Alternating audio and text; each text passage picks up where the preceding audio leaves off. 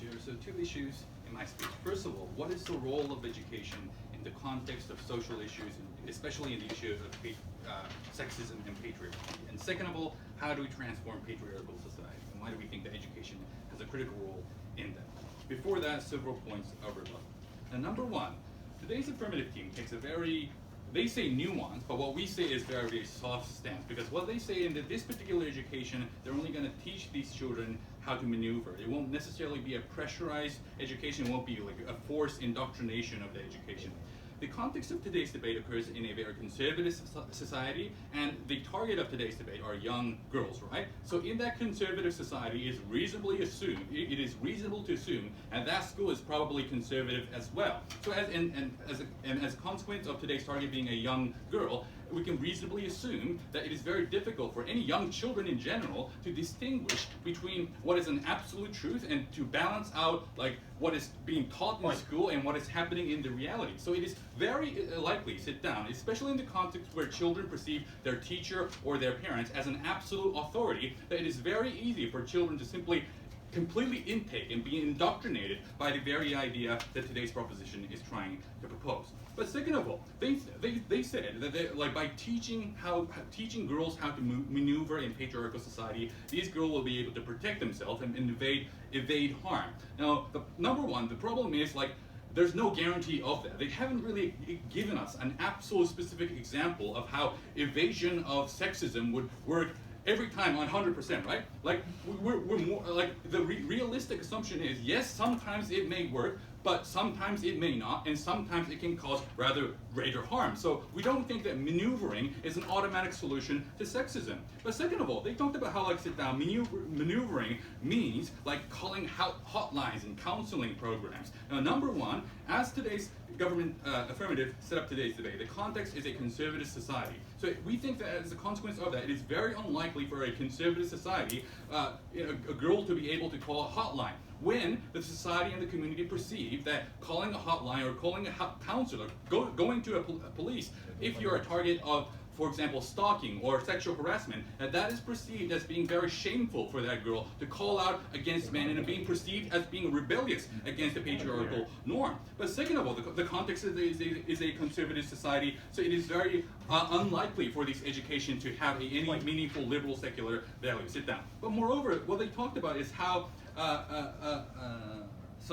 so they question how to protect girls in a sexist society. Now, what we say is the proper way to protect girls in a sexist society is by teaching these girls not to feel ashamed when they call the police when they're being stalked or when they're being sexually harassed. So moving on to my first issue, what is the role of education in the context of social issue? Not yet. What we heard from the affirmative team was that it is wrong to use and instrumentalize individual girls to break down social barriers in education.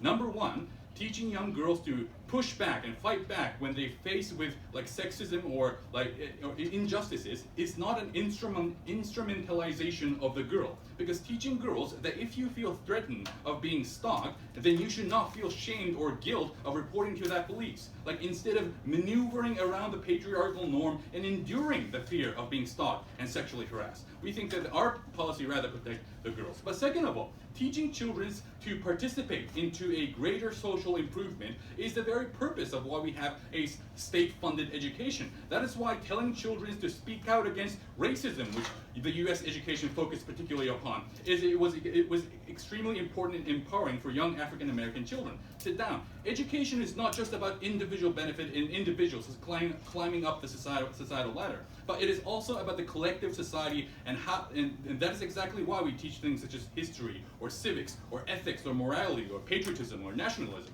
But third of all, children who receive these kind of education are not just girls, right? Boys also receive this particular information via their schools, their teacher, or their siblings. So the impact there is that boys develop this pernicious misunderstanding that girls are second-class citizens, that it is okay to push girls because they are the ones who are going to endure the burden and will ultimately obey to the boys. And we think this is extremely harmful. But fourthly, we think that the government's the affirmative team says that this policy ultimately protects the individual, but if you teach girls to flatter or be humble or teach girls to like try to be a nice wife or a mother, that is rather harmful, because that means the girl must hide their own true feeling and their true intent, and that is a psychological burden, and that's not necessarily protecting the interest of the girls. Why does the girl have to endure all these burdens, although the patriarchal system prefer the men, and it is men's fault that we have this patriarchal system? We don't understand that. Why is that?